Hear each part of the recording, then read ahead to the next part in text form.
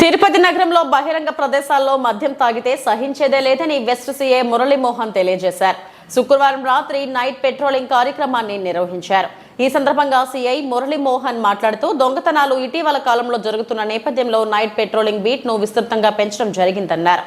ఇళ్లకు తాళాలు వేసిన ఇళ్లను గుర్తించి ఆ ప్రాంతంలో ఎక్కువగా బీట్ తిరగడంతో పాటు అనుమానిత వ్యక్తులు ఉంటే వారి వద్ద వేలిముద్రలు సేకరించడం జరుగుతుందని వివరించారు.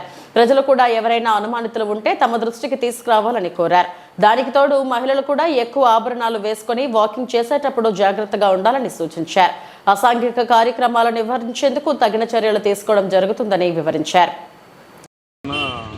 జిల్లా ఎస్పీ అశ్వత్థరావు సార్ ఆదేశాల మేరకు మా డిఎస్పీ గారు అడిషనల్ ఎస్పీ గారు ఎల్ఎన్ఓ గారు ఆదేశం మేరకు రాత్రిపూట నైట్ ఈ ఇన్సిడెంట్ దొంగతనాలు జరుగుతున్నాయి, రౌడీజం ఎన్ని ఉన్నాయి కాబట్టి, గంజాయి ఇట్లా ఎన్ని ఉన్నాయి కాబట్టి ఎవరైనా కూడా నైట్ 10 తర్వాత ఎవరు కూడా రోడ్ల మీద తిరగడానికి లేదు.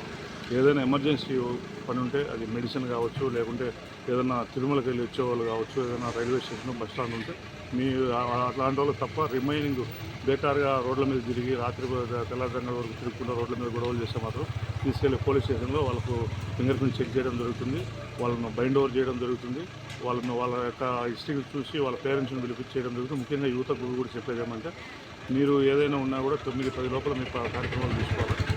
అంతేగాని నైట్ మిడ్-నైట్ 1 గంట వరకు 2 గంటల వరకు రోడ్ల మీద తిరిగితే మాత్రం తీసుకెళ్లి పోలీస్ స్టేషన్లో పెట్టి మీ మీద కఠినమైన చర్యలు తీసి మీ పేరెంట్స్ కూడా పిలిపించి కౌన్సిలింగ్ చేయడం జరుగుతుంది.